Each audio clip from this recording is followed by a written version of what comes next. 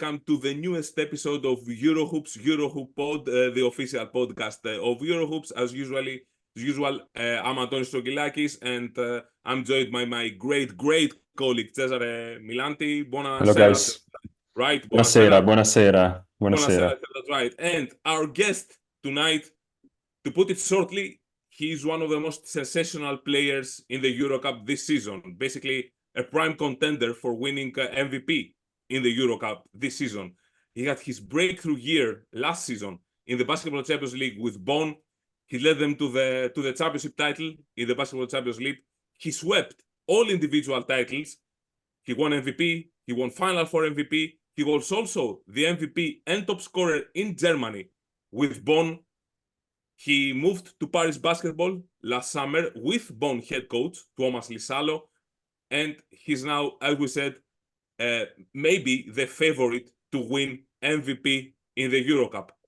TJ Shorts, ladies and gentlemen. Hello, TJ. Hello, guys. What up? Appreciate you.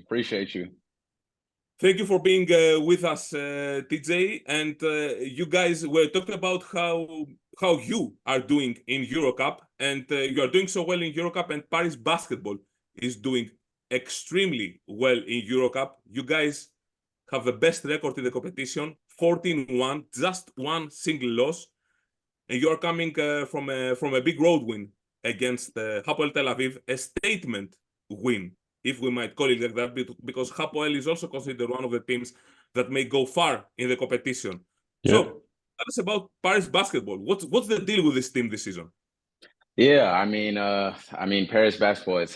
I guess it's a club that just started obviously in 2018, but they got a lot of aspirations, and as you see, kind of with the early signings that they had with bringing Coach Iisalo to Paris, I think that was kind of the real stepping stone of wanting to do something kind of great. And you see, we obviously bought a lot of the guys that we had last year. It was 6, and some of the coaching staff to the team this year, and then you mix that with a lot of fresh new faces in Nadir Heafy, Banja C, Enzo Sharvin. I mean, all the new guys that come with us that are, helping us on this run. And obviously, we got off to an incredible start in the EuroCup. We had the one loss to Besiktas, and then we found a way to kind of pick right back up in the new year. Like you said, being Tel Aviv, that was definitely a game we had marked on our calendar. Obviously, we knew they were in second place, and we knew this is a potential opportunity for us to kind of cement ourselves in that one seat that we want to get. So it's been a long process, but I think a lot of the guys have been able to buy in here early. And right now we're, I guess, kind of reaping the benefits up to this point with the success that we've had so far. You yourself, you are the EuroCup assist leader. You are the third highest scorer in the competition. You are leading Paris in both points and assists. But honestly, Paris is doing some amazing things. I mean, you guys are averaging almost 100 points per game. As you know, because you come from the USA, and if USA fans are watching this is a big deal in Europe. Averaging 100 points per game is no small feat. If that number doesn't seem impressive enough, your team is just 8th overall in pace, so you have by far the top EuroCup offense, first in 2-pointers made, 30 rebounds, tied for 15 assists. At the same time, Paris commits the fewer turnovers by any other EuroCup team. What's the secret to the successful basketball you are playing? Yeah, I mean, first of all, as a team to be averaging anywhere in the 90s, the high 90s, whatever it is, like you said, to the people in America watching, it's not normal. But I think it's really the system that we're in, and what Coach Iisalo kind of puts in us every day in practice, and it's pushing the pace. It's taking the open shots when you're there, being aggressive on every single action. And I think guys are really, like I said, buying into that. And once you understand what coach wants from you and the looks that you're going to get in offense, I think it really just becomes just a confidence thing and trusting in the work that you put in the summer to, I guess, knock down the shots, make the right decisions. And for me, kind of being in the system last year and now moving to this year, I have an even better understanding of what coach wants. And I know when I'm going to get my shots. I know where a guy is going to be to make the right decision, to make the right pass. So for me, I feel like I've got an even better understanding in terms of how to just be great on offense, and everyone else is kind of still learning. But you see, when we're locked in and we're doing the things that we do and what we practice every single day, that's the results you're going to get. And it's going to be a lot of high-scoring games because we feel like no matter what the defense throws at us, they're always going to be wrong. There's always going to be an answer for us to make a better read, to make a new decision, to go to the next action. So for us, it's kind of just the things we do in practice and then translating it to the game. So you talked about Coach Iisalo, of course, and the system. By the way, Coach Iisalo was named by the vast majority of the general managers in the EuroCup the favorite to win the best coach of the season in the competition in the midway season survey. So can you drive us through more of his system, his relationship with the players? Of course, it's a big deal having brought so many players from the same team all the way to Paris. So can you tell us more about the way he approaches the game, the practices, the locker room? Yeah, I mean, it's difficult to explain, and it's probably a topic that you could probably talk about it all day, about what goes on in his mind and what he has envisioned. But he always preaches, like, within the team, that he wants the practices to be harder than the games. And I'm sure you've heard him say it before, but he really means that. And it's like every single guy, they have certain habits. Whether when you came here, I don't know, gave up on a play if you missed a shot. If you turned it over, you didn't run back. Maybe if you made a shot, you relax a little bit, or whatever it might be. When we're in practice and we're going through our drills and we're going through our 5-on-5 stuff, he finds a way to bring those habits out of you in practice so that when you get in the game, nothing will faze you. Okay. So, for example, there might be a way of, like, I know for me, there's times where I like to discuss with the refs. So he's going to, on purpose, give me a bad call in practice. He might get a reaction out of me. And then he's going to break down and kind of get on me and explain, like, you got to focus on the next play or something like this. So then when I do get into the game and we're in a nail biter and a bad call happens, it doesn't even faze me. It's something that I've already seen in practice, and it's something that I can kind of just move on and focus on the next play, focus on the next winning mentality. Yeah. And I mean, that's just one little thing. And then I guess there's the idea of, like, who he has as the creators, who he has as kind of the wings, and then obviously with the bigs of what he wants to do. He's got different styles of, like, channel rolls, short rolls, pick and pops, ghosting screens. So it's a whole, I don't know, philosophy that he's had. Yeah. And it didn't just start last year. This is something he's been kind of building on since his time in Kreuzheim. And I think now he's kind of coming more into perfecting what he wants each guy to do.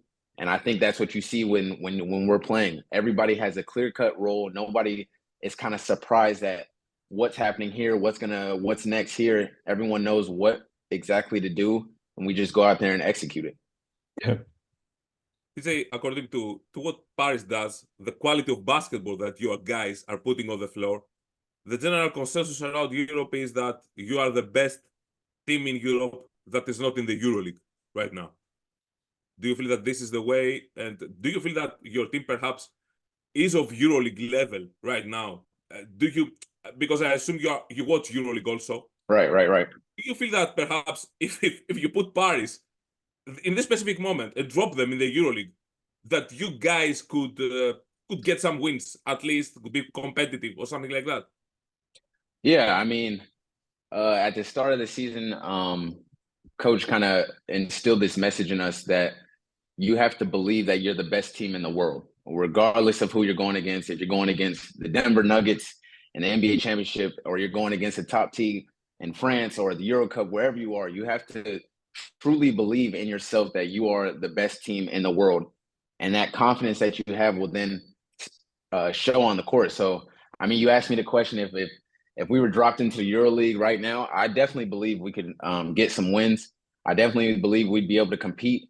Obviously, it'd be tough. There's teams out there with much bigger budgets, much obviously better talent than what we have on our roster. But I think the way we play, I don't think any team, I believe no team in Europe plays the way we play, with our pace, with the way we rebound, with our ball screen defense, stuff like that. So I truly believe, like I said, the message that coach kind of instilled in us, that you got to believe that you're the best team in the world, not just in Europe, and then go out there and prove it every single day.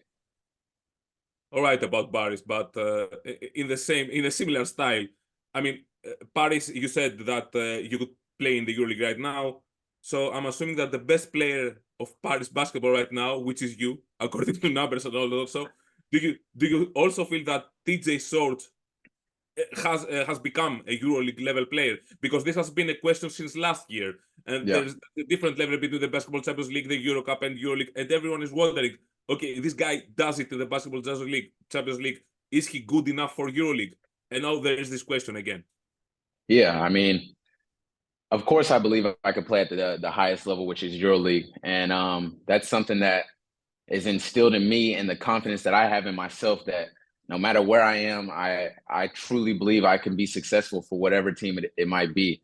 And obviously, in this basketball game, a lot of it depends on the opportunity, and you kind of have to have the right fit, because you see all the time really good players, they struggle at the top level, and some guys that you might not think could play at the top level kind of go out and shine, and that's just the way the game goes. But it's all about the timing of things. It's all about the opportunity. And then at the end of the day, it's about the confidence that you have in yourself to get out there and make plays, and whoever's team you are, help them win. So if you ask me if I'm a EuroLeague player, I definitely believe that. And I know in the future my time is coming. It's just a matter of when and where it might be. So we'll see in the future.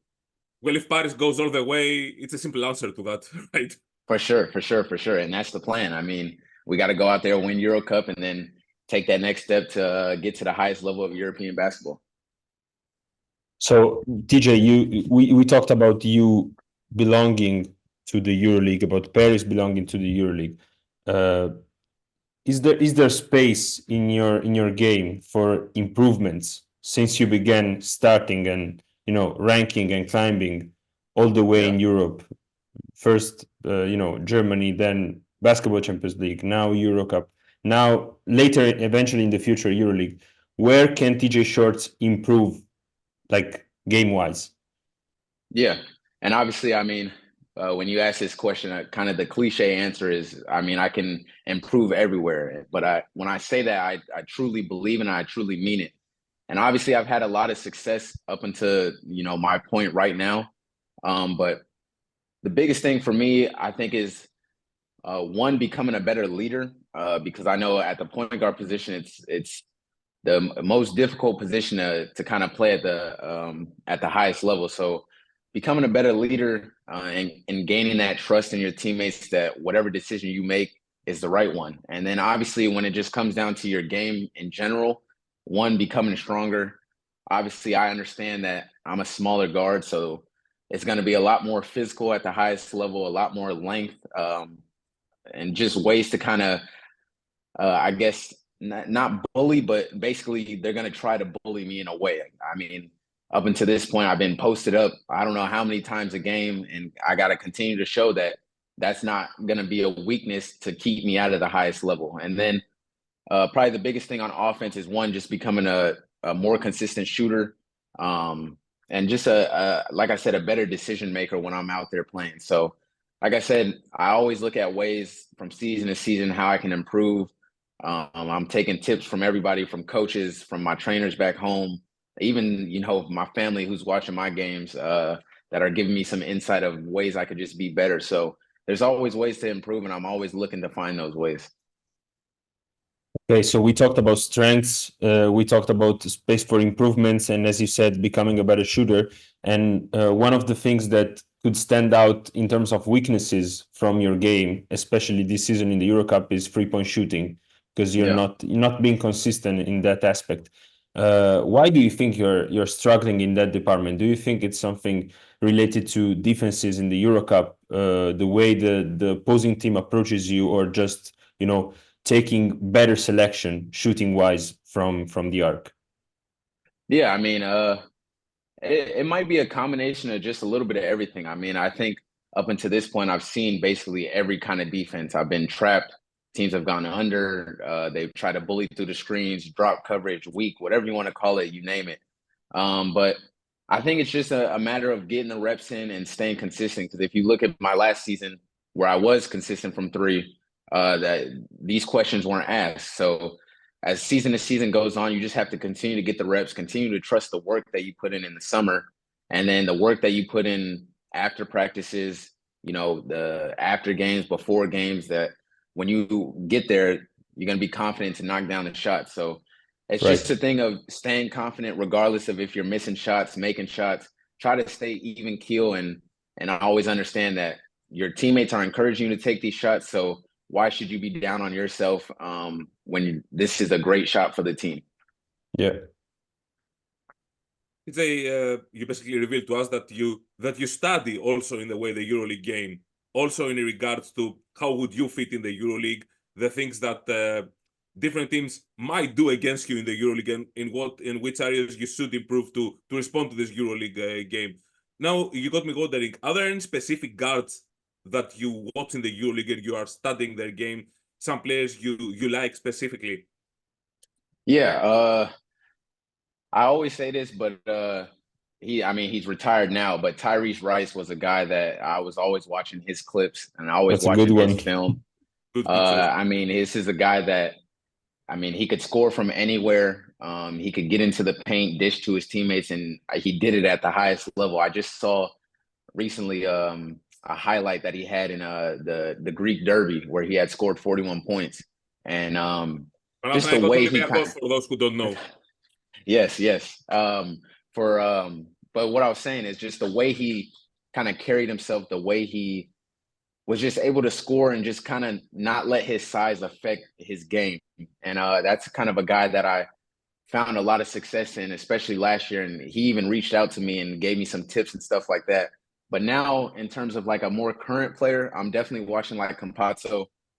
He's a smaller guard who, he's an incredible just basketball player. He played at the highest level in America. He's played at the highest level here. He's won basically everywhere. This is a guy that at his size, you would think it would be difficult for him to kind of be successful, but he finds ways to get it done. He's making just ridiculous passes. And then when he needs to, he can score the ball as well. So that's a guy that I'm definitely watching now in this current day and age. But like I said, him, Tyrese Rice, those are guys that I kind of studied. Yeah. And like, especially, you named small size guards, and also the way, Campazzo plays. Of course, it's not the same type as you, but, we can see the offense of Real Madrid being dynamic with flow, with pick and roll. I like the Tyrese Rice answer. I can see TJ Stroggylakis becoming future Tyrese. So many similarities: the size, the steal, the way you penetrate the basket. You use the floaters a lot, right? In your game. Yep. So Tyrese has not a bad career, to have like a winner everywhere. For sure, he's won everything. I think he was MVP, Champions League, EuroCup, Final Four, EuroLeague. He's won the EuroLeague. The dude is incredible. So staying in the EuroLeague, talking about the EuroLeague, we recently saw you making the trip to the Basque Country to visit your longtime friend Chima Moneke. So tell us about your relationship with him back from UC Davis days, and what do you think about his season, his standout season, I would say, in the EuroLeague with Baskonia? Nah, Chima Moneke, he's first of all, let me go on the record on saying this: we are not friends. We're not best friends. I don't like him. If he watches this, I want him to understand that. Okay, no, just send him a message. Get that on the record so he knows off rip. But for me to be able to, we had the All-Star break here in France, and we got some days off, and I was able to go out there and catch a EuroLeague game. It's just incredible the things he's done. We've been friends basically since college. I remember back in college we were roommates, and every road trip we were roommates, and we kind of just built a relationship that, like, at this point we're brothers. Like, it goes deeper than a friendship, and it's like I'm more happy for him than I am for my own success. Like, last night we got home from a road trip, and I'm watching him versus Zvezda on the iPad, hoping that he's just playing well. And I remember he had talked about his situation, but it's crazy his route that he's had moving from second division France, working his way up, touching the NBA, coming back over here and having, I mean, the season he's had now. This guy's a workhorse. Like, he doesn't stop. And obviously he's got just a different personality that no one can really understand. For sure. I mean, that's Chima Moneke. But he exudes positivity. It's amazing. Yes. It's just something that, like, if people think that it's like fake or manufactured, it's not. Like, this guy, he's been the exact same person he was back in 2015 when we was in college and stuff like that. So the stuff he's been able to do now with Baskonia, it's incredible. I do believe he's an all EuroLeague player. Hopefully at the end of the season, whoever votes on that, they will also have the same feeling. But I'm just happy for his success, and hopefully Baskonia could find a way to get their way into the playoffs and he could do something special. We made a TikTok for Europe's official channel, and I thought that it's a good idea to make a topic, who is the biggest steal of this EuroLeague season, and definitely the answer for me is Moneke, considering that he wasn't much in the discussion last summer, and perhaps some powerhouses maybe didn't look at the opportunity to sign him, because they question whether he can deliver for a playoffs team after, things didn't work out for him at Monaco for one reason or another. But do you see him that way, that he was a steal this summer? Yeah, I mean, I definitely feel like he was a steal. Last year, obviously, everyone knows that it wasn't his best season at Monaco. He came to the team later in the season. Yes. Then he dealt with some things didn't work out. Exactly. And then he had a couple of injuries, and then just finding your way. Each team, the fit for what he does for a team, sometimes it just doesn't work out, and for whatever reason, it didn't work out there. But I definitely think he's a steal, and I think now teams are understanding what's the word, like his what he can give to maybe one of these powerhouses team in the future. So we'll see what's next for him, but I just hope nothing but success and more in his future. And considering the promising future for you both, for Chima, who's already in the EuroLeague, and for you, you're probably going to play in the EuroLeague, you may even become teammates one day. And talking about this, there were rumors since last January, when you were dominating the scene in the BCL with Bonn. There were rumors about Baskonia.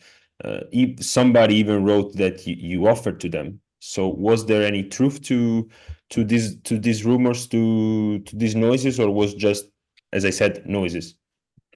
Yeah, I mean, I think it was a little bit of both. Obviously, it had started as a little bit of noise of they were kind of reaching out, but I think there was some truth into that.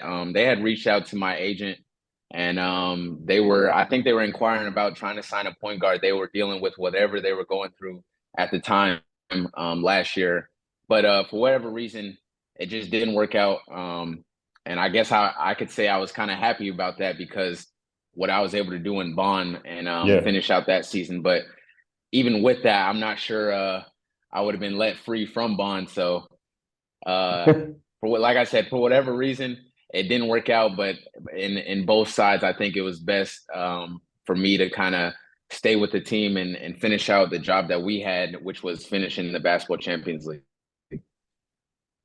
Yeah. And talking about another, I would say, experience you had also this summer with North Macedonia. You started playing national team basketball. Yeah. What are your goals there? Because I mean, we saw you playing for the pre-qualifiers for the Olympic qualification tournament. It looks like you were kind of, having the ball a lot there. You were running the offense, the tempo. It was kind of a one-man show. What are your goals there, and are you interested in the future in playing in a major FIBA tournament like Eurobasket?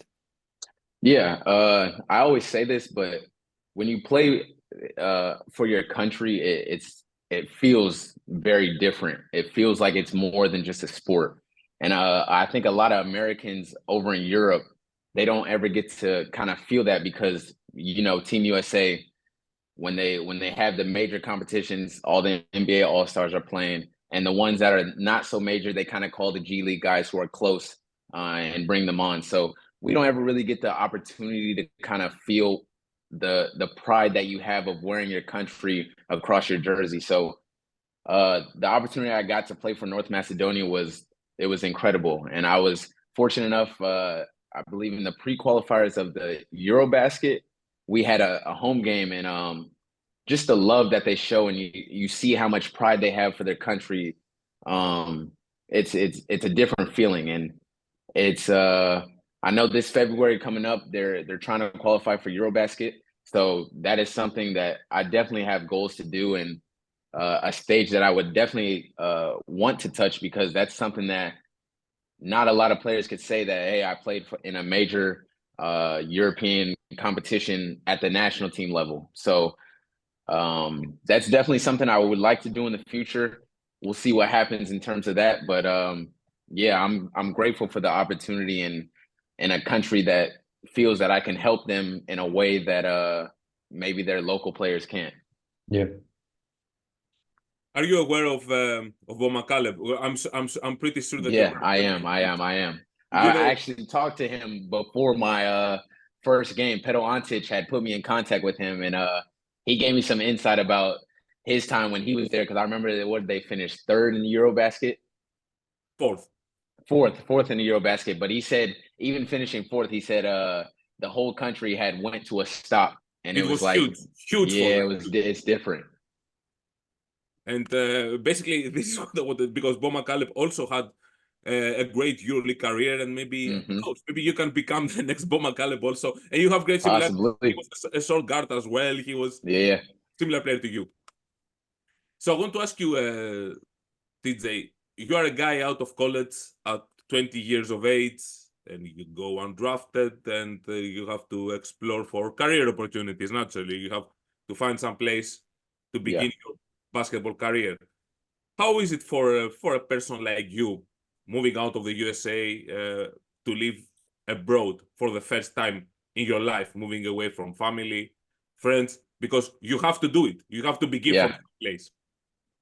Yeah, I mean, even though you want to become a professional basketball player after college, you don't really understand what that means until it happens. And for me, that was probably one of the most difficult things my first year when I went to Latvia, just leaving the airport, seeing my mom, my sister, my dad, seeing how emotional they are about, like, I'm not just an hour flight away. I'm not just a 4-hour drive from my parents. I'm not going to be able to physically touch them and see them. And this is something that I don't think the professional basketball world kind of can prepare you for that. And then on top of that, going into a new culture, going into a new, just everything, something that you've never experienced in your life, it's something that's super difficult. But I think if you're serious about your craft, if you're serious about this is what you want to do, I mean, any player can do that. And I know you hear a lot of guys talk about, my second year, I was making basically no money. I was doing it more so for the love of the sport, more so for what I want to get in the future. So I think if you lock in on what you really want to do, and for me, I knew I wanted to be a basketball player, even though I didn't know what that looked like. I just kind of rolled the dice and went over there and wanted to see what was going to happen. I think anyone could be successful in this game. Obviously, you got to prove yourself on the court. You got to prove your worth to a team. But I say, why not go over there and try? But yeah, this was something, like I said, I couldn't even put into words the way I was feeling when I had to leave as a 21-year-old to a foreign country that doesn't speak my language. It's cold as hell. I'm from Cali, so when I saw some snow, it was something that was just like just a shock for me. So it was definitely difficult, but I'm so happy that I made the decision to come over here. And moving on once again to the present, or I would say just the short past. Paris just hosted an NBA game, and you went there. You witnessed it all, and we know that NBA is very popular in France, also streetball wise. But is that the case with local teams? Like, do you kind of get the feeling that people also, with the fact that, thanks to the fact that you guys are winning a lot this season, do you get the feeling that people are becoming more interested in Paris basketball? You get recognized on the streets and stuff like that? Yeah, I think this is something that's been growing in France the most recent years, but even now, for them to be able to have like an NBA basketball game, that was something I would never imagine could even be possible. And to see they played in a core arena, which is an arena that we also played in. To see it sold out with all the people there, it's just mind blowing to me that basketball is really, when people say basketball is all over the world, it really is. And to be able to witness that, it was just incredible. And I do believe with us winning and kind of trying to build something special here, the fans will come. Obviously, Paris in general is a very young club, so building the fan base is still a work in progress. But even the fans that we have now, they believe in us. They're showing up to our games. They're trying their best to make an atmosphere of like, this is what basketball is. And then even going further, you see we have like rappers pulling up to our games. We have influencers and stuff like that are sitting courtside, like French stars that my teammates are telling me, yeah, this guy, like, he's big on IG, stuff like that.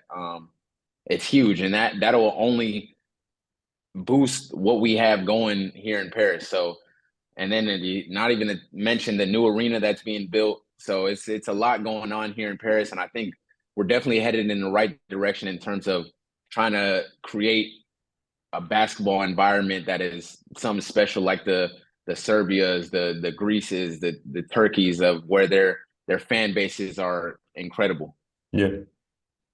You talk about fan bases that are incredible, and you played, and you already played in some places where they truly have a large fan base and a big history. Yeah. For example, in Badalona, where you beat, obviously, Juventud. You played in Venice, where the local interest is big. In Lithuania, all wins, by the way, 100+ points. Okay, we talked about that. So you realized how important it is to have a loud arena, thousands of people screaming for your team, and how big of a push this is going to be for your own team. So is this your goal, that you'll be happy to see this kind of thing happening in Paris? How difficult it is to build such a thing, and if you think that you can do it? Yeah, I definitely want that, and I definitely want a fan base that is there for us through whatever it is, and a fan base that makes the environment so special that for us, we feel at home, and for other teams, they're so uncomfortable that they can't even focus on the job at hand. But I understand that that's going to be a work in progress, and that's going to be something that we have to kind of give the fans to believe in, because I mean, who wants to come to a basketball game where, you're losing games? And obviously for the teams that have that history, it's not the same for them. So for us, right now, we definitely want to do whatever we can to continue to win, continue to give the fans something to believe in, to, like I said, put ourselves even in a championship position to show them, like, hey, if you guys give us our support, we'll pay it back in full by bringing a championship back to your city. So that is definitely something that we want to do, and hopefully we can continue to grow Paris basketball, and hopefully in the future we'll have something special that not only Paris will be talking about, but all of Europe will be talking about the fans. So, and you talked about the Accor Arena where the NBA game was played, and where you also played during the season, and that same venue hosted the All-Star game for LNB, for the French league, which is something unique, I would say, in European basketball. So first of all, tell us about that experience. How was it? The whole environment, what was like around the basketball game and the basketball game itself? Yeah, I mean, first of all, nothing but applauses and roses, flowers, everything to the LNB. I don't know who goes into this, but the whole organization, whatever, the league, everybody that put a part in this, was one of the dopest weekends that I ever been a part of in my basketball playing career. I mean, the last time I was part of an All-Star game was probably when I was in grade school, so I don't even think that counts. But for them to be able to put on this spectacle, this show for the fans, and the arena was sold out. We had 12,000 people in there cheering.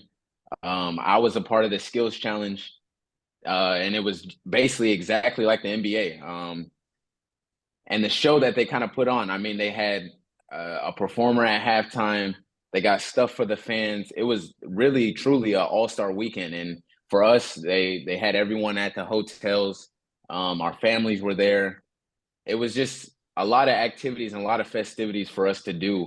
And it was something that, like I said, it was so incredible that I remember I told Tyson, like, yeah, this is the best all-star game I've ever been a part of. So this is something that, I don't know, I think all major leagues should really look into. The EuroLeague, I know that was a topic with some other people, but the EuroLeague should definitely look into doing some kind of all-star game. I don't even know if that's possible because of how many games are played, but the schedule is tough. The schedule is super tough, but it's such an incredible event, and it's something for the fans to kind of see all their favorite players in one location. It's super cool. And since you mentioned it, let's just play a game. Like let's think that, you know, the starting from next year we have a EuroLeague All-Star game. Which are the advice? It could be. Which are the must selected players? Oh. I mean, considering this EuroLeague this season in your eyes. The most selected players. Oh, I mean, obviously, number one, Chima got to be there. That's mandatory. He's gonna put on a show. He will be a one-man show of his own. I mean, I can only imagine he'll put on a show of his own. Chima Moneke got to be there. Mike James is in there for sure. Tavares, Campazzo, Lorenzo Brown. I got to think of some other teams that got the stars, but it's even difficult to select the teams. There's so many good players, but I mean, you could even put an American roster and a European roster that goes against each other, and I think at the end, because it was kind of the same feeling that we had where you're putting on a show, because it was the French All-Stars versus the import players, and kind of when that fourth quarter comes around, the last 2 minutes. It starts to kind of, it feels a little more than just an all-star game, and it feels like you're playing for, like I said, the pride of just who you are. So I think it could be something fun. I mean, there's a lot of names I obviously missed out, but who knows? Yeah. And concluding this great and insightful talk, since you mentioned French players playing the All-Star game, and you facing two tough and upcoming and upgrowing competition like the LNB and the EuroCup, which have been the most difficult players to face in the LNB and in the EuroCup, if you can name us some? If I had to go French league, you're asking for French players? I mean, generally playing the LNB or also French players. Well, first off, to go with it, I mean, the LNB is it's a very difficult league. There's a lot of athleticism, a lot of length, and a lot of guys that could just really, it feels like that could just go get a bucket.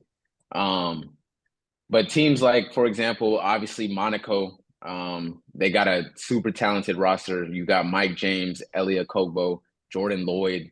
I mean, and then you look at Asvel, they've got the history. They're going through a lot right now in terms of coaching, new players. Obviously, they're struggling in EuroLeague, but that's going to be a tough matchup come playoff time. But even when you look at teams like Borg, they're first in their group in EuroCup. They beat us on their home floor. They got I believe a draft pick on the team I don't know how to say his name, but Zachary Rishayer.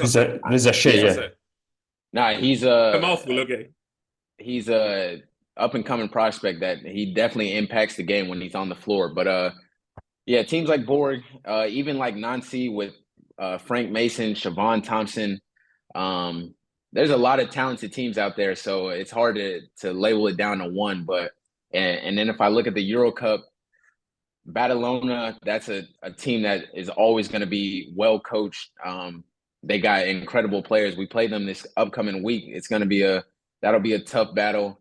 Tel Aviv, when they're healthy, they're battling some injuries right now, but I know they got Brian Angola, Jaquan Brown. Is that I think I might have butchered his Jacob, first name, but yeah. so teams like that. Nah, there's a lot, even like the London Lions, who have like a bigger budget than what you might think. And there's just a lot of teams out there that can come down to the crunch time. You might not want to face them in the playoffs. So yeah, I guess that would be something to name a few. Yeah, that's a good list. Okay, Antonis, I think you're good, right? Yes. Yeah, I think we are very good. You will face Badalona, as you said, next week. And then in the week that follows, you're going to look for some vengeance against the only team that beat you so far in EuroCup, Besiktas. Not only beat you, basically they put you completely out of form, out of shape. It was like we're watching a different Paris team. Everyone was wondering how did Besiktas manage to force them into playing so bad, because it was also Besiktas defense, it was your team as well.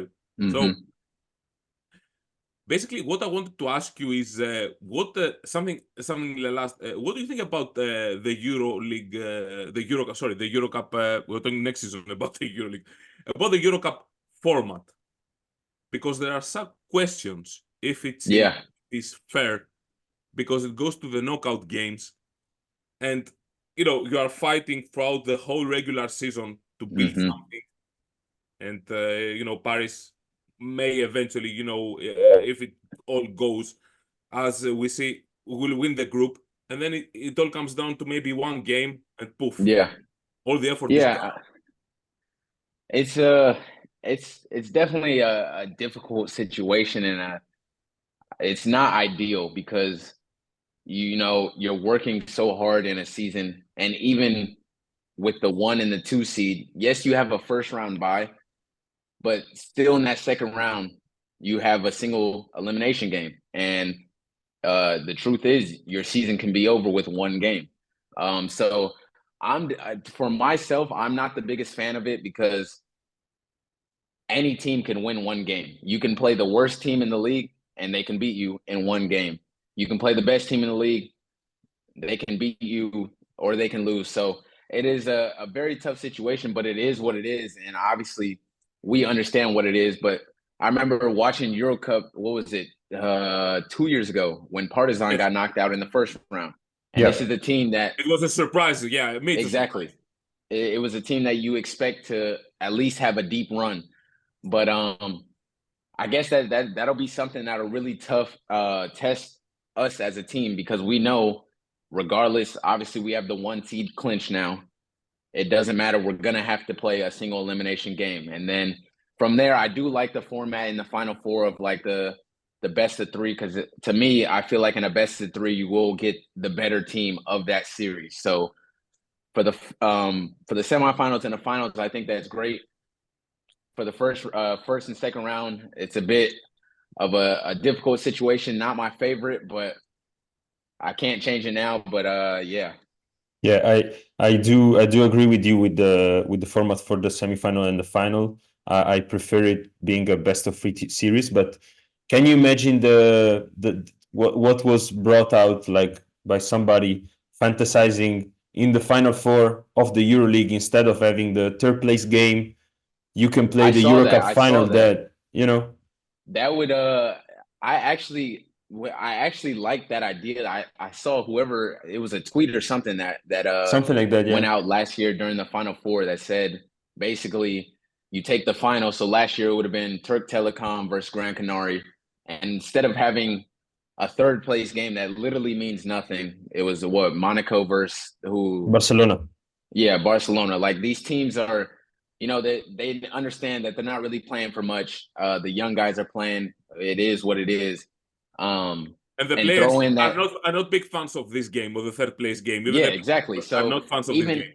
exactly, even the players aren't liking it. If you throw a game where we're trying to get to this league, which is the top level, and this is a game that's going to mean a lot. I mean, there will be eyes watching. I think you'll have a better way of kind of filling tickets for a game that means something, because you'll be able to celebrate in front of a EuroLeague audience, and then basically have the feeling of this is your rite of passage of like kind of Right. welcome to the EuroLeague as a club. So I think that would be a great idea. Obviously, it's a single game, so it comes back to that situation of one game. But yeah, you never know what's in the future here in Europe.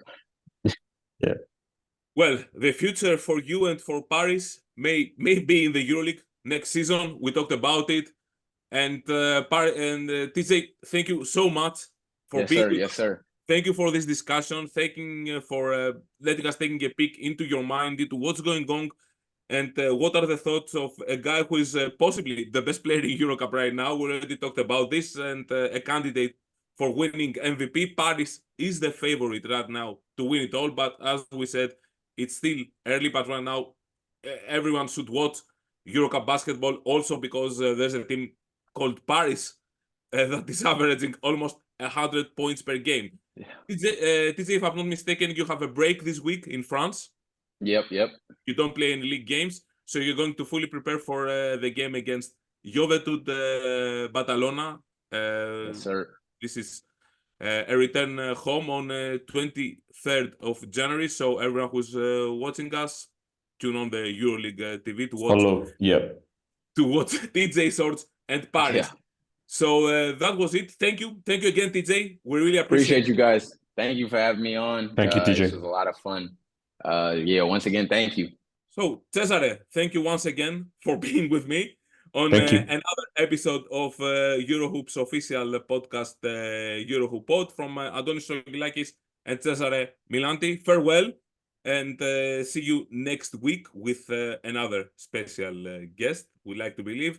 You can always find us on YouTube, on Spotify, and other channels. See you all next week. Take care. Have fun, guys.